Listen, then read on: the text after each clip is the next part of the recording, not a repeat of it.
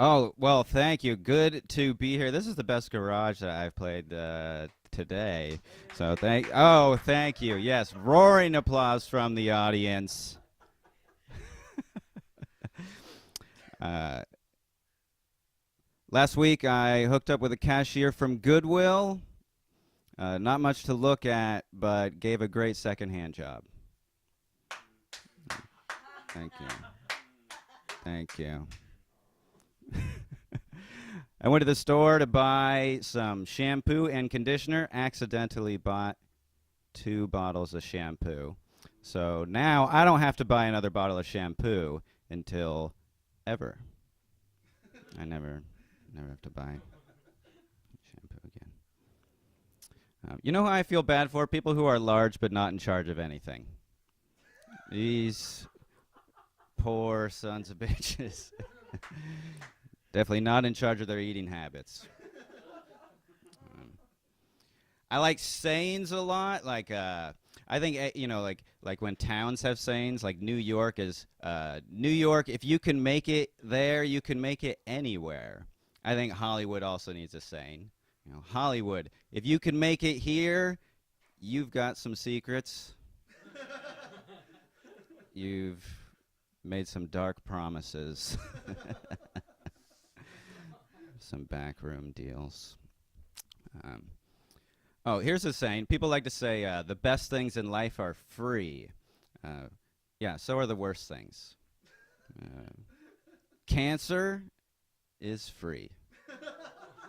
In fact, if once you get cancer, not having cancer becomes very costly.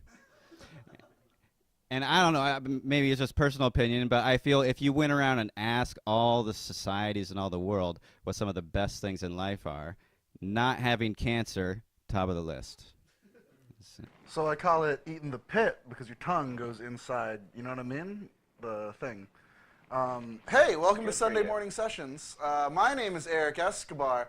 I am very excited because yesterday was my birthday, and on my birthday I had a roast, and on that roast I chose one of my favorite comedians in LA to be roast master. He was there, now he's here. Everyone clap it up for Wub Savell. Thank you, thank you. Please hold your fake applause. Holding. Wub, I love you. Oh, I love you too, buddy. Probably not as much as you love me, but definitely not. You don't have much emotion to give. So let's talk about comedy really quick. I want to hear first and foremost, like, who are your influences? Because I like jokes a lot. And there's a lot of comics who are, they like to rant, they like to do stories. You have alt comics, but there aren't a lot of like joke guys anymore. And you're an amazing joke guy. So who is like your people coming up? I don't know if I actually. I don't think of like who influenced me as being necessarily like whoever I am. That's fair. I just like a lot of comics, and I mean I liked a lot of dirty comics. I guess when I was younger. No showers. I still do. But well, they smell more interesting, I guess. They do. When you flip the pages and Spider-Man's like. So name off a couple. Oh wait, I'm sorry. You're saying. Oh no, I'm just saying. But I don't think of it, or at least I don't think of how you get influenced as being necessarily. It doesn't even have to be related to specifically comedy. Maybe you like, some kind of music. Maybe that influences you in whatever way. For sure. I feel like when I think of, and I guess this is more kind of on the comedy track, but like I feel when I think of people who've like influenced me or who I really liked, kind of brought me to where I am. I think of people like Laurel and Hardy. You know what I mean? They're not even stand up. They're just funny, but it's like they were a big part of like why I like it, kind of my tone, aesthetic. I don't know, some douchey adjective, but you know what I mean. Yeah. Well, I mean, I think I liked so much comedy just in general that I love Dice. I love Kinnison. But I love Brian Regan. I love Richard Lewis. I liked Dennis Leary before I found out he was actually Bill Hicks.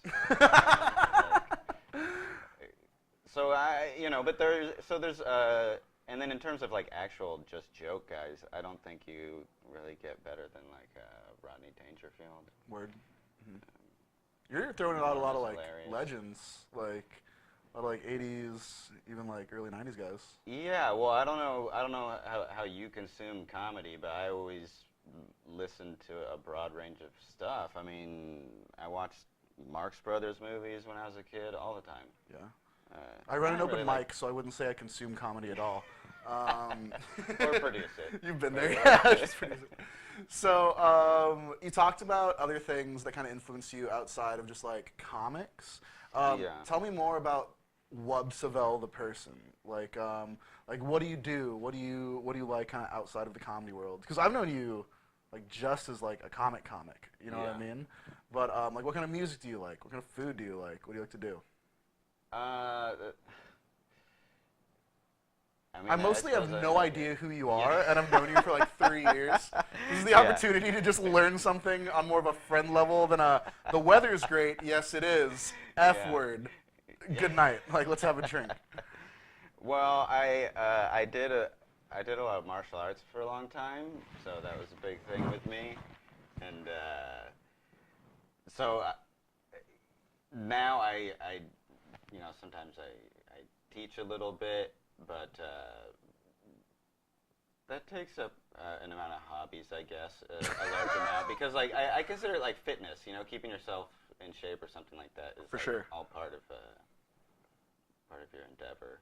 The vibe. Yeah. Great. This is going well.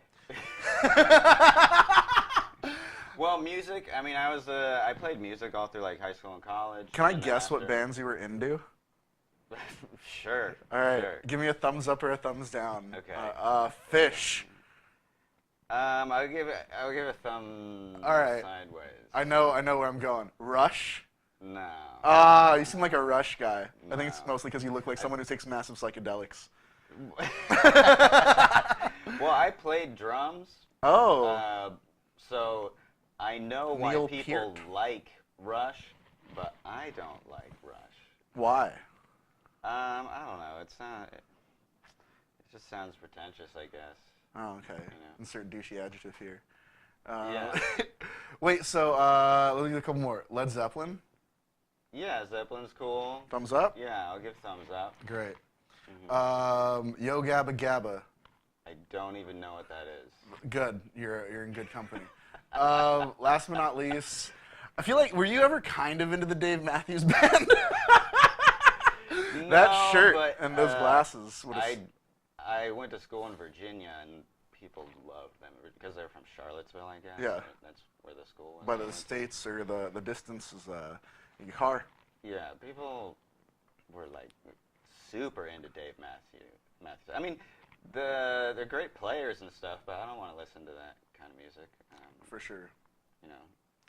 I mean, it's good if you're trying to roofie someone, probably. Yeah, well, it depends who. You know what I mean? Dave Matthews. He just plays music because I wait. listen to a lot of like old school R&B. Really? Music. Yeah. Otis Redding, Aretha Franklin, Ray Charles. Other Great. funk. You seem like The a funk fan. Meters. Were you ever in like a funk band? Not a ska funk band? band specifically, but I played funk a bunch of times in different. There's a fly by my head. Yeah. It's a low budget. It's a low budget show. All right. Well, Frank Zappa. I'm a big Frank Zappa fan. you would like Frank Zappa. Yeah. I feel like. I bet you like his art. Do you have a poster on your wall? No. Okay. No. I saw Zappa play Zappa like 2 or 3 years ago, and it was great. It was good. They were opening up for Dream Theater. That sounds about right. Yeah. But yeah, well, cool, man. Well, let's do this. I'm gonna ask you 3 final things. What's your favorite food? What's your favorite joke that isn't yours? And tell us one fun fact about Virginia. So, favorite food? Favorite food? I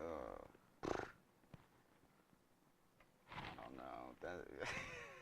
I don't have a favorite food. What kind of is this? We all have a favorite food. That should be the easiest one on the list. I can't believe you have a favorite food. You must have like 30. I do. I just picked one off the list. Boom, pastrami. There you go. Brisket, another one. Oh, I do love a tuna melt. Tuna melt's pretty great. I bet. But, You like coleslaw, don't you? No, I don't. I hate Oh. coleslaw. But You're a I don't hard really read, Wub Savell. Every assumption that's is on being purpose. shattered or greatly affirmed. Favorite joke that isn't yours? Wow.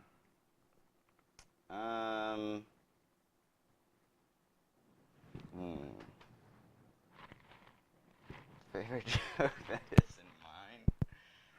You're the best interview we've had all day. I just want to say, you're really great.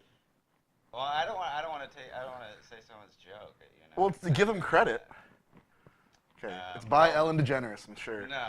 I'll tell a buddy of mine. He doesn't do comedy anymore, but I always love his joke. Yeah. Did he die? No. Oh, okay. Well, you assume. Anyway, his name's Steve Schneider. I don't know if you want to know his name. Anyway, Don't follow Wub on social media. Follow Steve Schneider. Let's get Steve Schneider super over. Super over.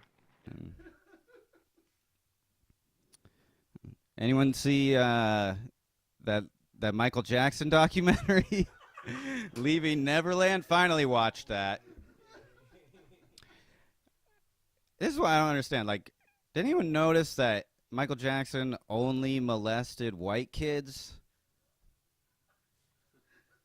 Like, I knew he was a pedophile. I didn't know he was racist, too. I don't know if I... Like, if a Michael Jackson song comes on the radio, I don't know if I can listen to it anymore knowing that he's a racist.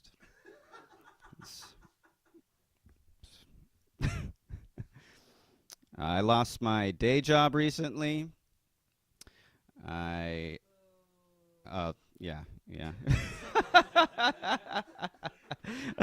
There's my boss in the back. Well, it turns out I'm the only one who showed up in costume for Black History Month. So, and I misunderstood. I thought you were supposed to go as your favorite character in Black history, I didn't go in blackface or something. I'm not a monster. I went dressed as a Virginia governor. But which one, who knows? All right, thank you, everybody. My name is Wub Savell. You have been lovely. Thanks again for watching Sunday Morning Sessions. I'm your host, Dre Magix. This is Erik Excobar. If you want to see more of us or more of our amazingly funny guest, Wub Savell, follow on all the social media links and all the links down below, provided down below. Did I mention they were down below?